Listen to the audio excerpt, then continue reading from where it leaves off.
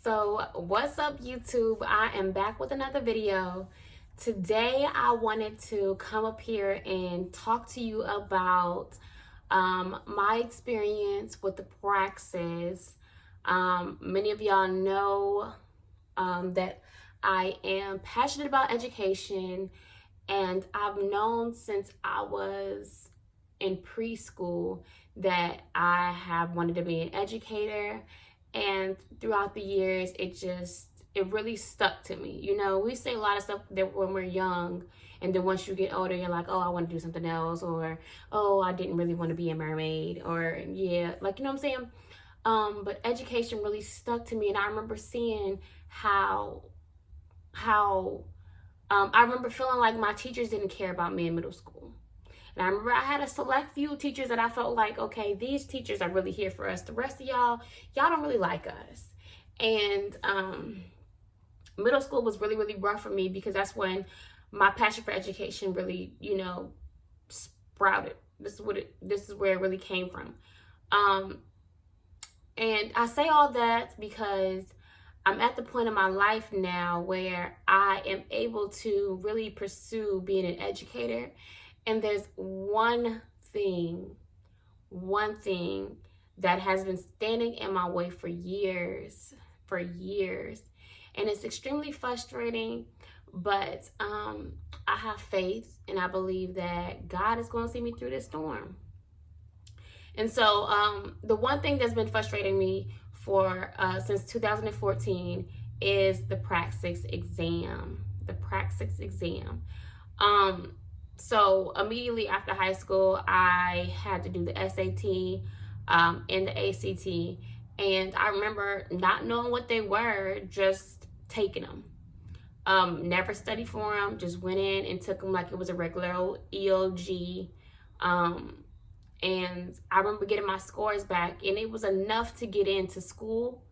And so I was just like, oh, I took it once. I got enough to get into college. So why even worry about it, you know? And I never used my ACT scores because I was just told that it wasn't part of my grade. So it really didn't matter to me. And I regret not putting forth the effort, or I'm just upset with myself for not knowing how important it would be later on in my life, because now it's just like, if I would have just, would have studied, would have did something for my SAT, maybe I wouldn't even be in this situation. But yeah, so beyond that, to be an educator, you have to have like an 1100 or something on your SAT scores, and then like a 24 on your ACT scores to be exempt from Praxis 1. Unfortunately, I was not exempt from Praxis 1, so I had to take it. I passed the math and the reading the first 2 times I took it. And then the writing was where I struggled the most. And I took the test 8 different times just for the writing. 8 different times or 6 other times outside of the first 2 times I took it. Right? And so in 2016, I think that was my 3rd time taking the test. And at that point, it was either stay in your program from undergrad or leave your program, graduate as a history major, and get out of college. And I took the second option, because I was just like, I'm done with school. Like, I don't want to stay in school any longer trying to pass the Praxis. Like, you know what I'm saying? And so I graduated with a bachelor's degree a bachelor's of arts in history. And then I went on and served in the Peace Corps. Now, the only part of the Praxis 1 that I did not pass was my writing. So now I'm in South Africa as a Peace Corps volunteer, teaching English, and I think twice throughout my whole 2 years, I saved up enough money to be able to go take my Praxis. in Pretoria. And I took it one time, and my score wasn't the best score. I think it was like I think maybe I got like 6 points away or 8 points away from a 162. That's the score that you need in your writing. And then the second time I took it, which was in March of 2019, I got a 160. And I was like, I'm right there. Like, I'm right there. Why is it not happening for me if I'm right there? And so I was able to get into my graduate program right after being in South Africa. And the one requirement that I had to have at the time of getting into my graduate program was they wanted me to have Praxis 1 passed. Just so that I can just focus on Praxis 2. Well, because of the pandemic and because of my program, they allow residents to come in without the Praxis 1 done, with the expectation that by the spring semester, you would already have it done. It shouldn't be that hard. Just do it. And for a lot of people, that is the case. And then there's some of us who still can't pass it for some reason. And it's very frustrating, I'm not going to lie. So I focused on my coursework, and I said, I'll take it after the semester. I'll take it out this semester, or I'll take it in a few weeks. And I took it 3 different times, right after the summer session, right after the fall session, and or I took it twice, okay? Now, y'all, I have taken this exam 8 times. Taking the Praxis exam 8 times now. 8 times. And I still haven't passed my exam. Still haven't passed my exam. And now we're getting to the point in my program where I'm just like, I know that I want to be an educator, but what is God trying to do? And every time, if I would have passed my Praxis exam right when I got out in A&T, I would have stayed in North Carolina, been a teacher, been married, like I would have been on a whole nother route. But God took me all the way around in a circle, right? And I ended up at Johns Hopkins. So I'm like, God, there's a method to your madness, but I mean, now I got a baby. I have to take care of myself. I'm up here in Baltimore by myself. And God, I need this Praxis exam. I need to pass this Praxis exam. And yeah, to this day, I have not passed that Praxis exam. And I remember in January of 2020,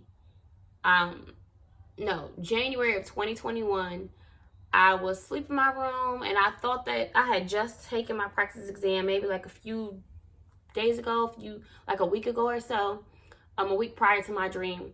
And I remember God the dream was so clear, it was just past.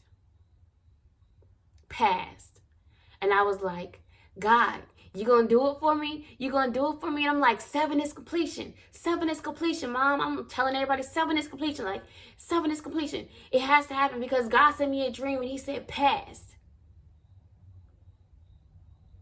I ain't passed it. So I was a little sad because I'm like, God, you brought me this far and you're not gonna do this for me. So February I took it. And I said, well, y'all, I thought I passed last time. So, I think I passed this time. Let me not get too excited. Get my scores back. 158.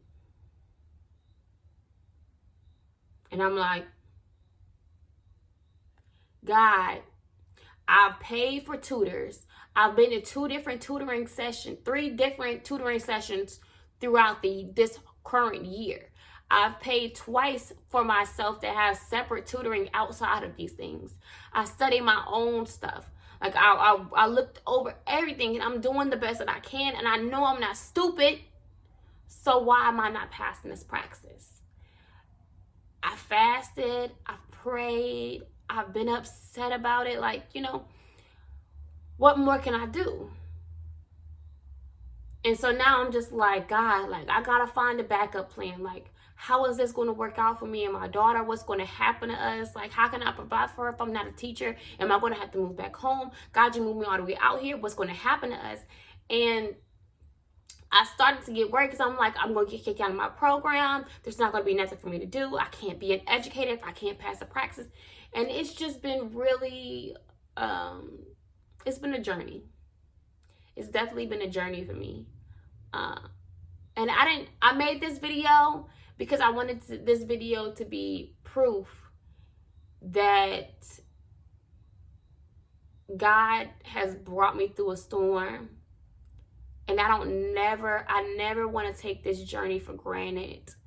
And I want this to be a testimony to somebody else, because God has brought us into education or whatever career you're in. And there are going to be things, barriers, that are going to be in your way. And you have to believe and hold on to God's promise and stay anchored in Him. And so behind me, I wrote 172 because that's the score that I want on my exam. And mind you, okay, also in January, right? We were in my house praying, and my friend, 172 has been my number. Has been my number, God. And my friend took her Praxis exam the day after mine. And she got her scores back, and she passed. And she got a 172. I said, God, that was my number. That was my 172. How can you give her my 172 and not give me 172? And I'm so happy that she passed her exam, because I know that she wanted to pass her exam just as much as I wanted to pass my exam. But I'm like, God, if you're going to do it for her, you got to do it for me. I've been praying for this. I've been asking you for this. I've been wanting this. You know what I'm saying? This is the only thing that I'm asking you for right now. And she got my 172, and I was like, God, that ain't right. But 172, so you only have to have a 162. I want a 172 on this exam. And then I have an anchor scripture underneath it, Ephesians 3:20.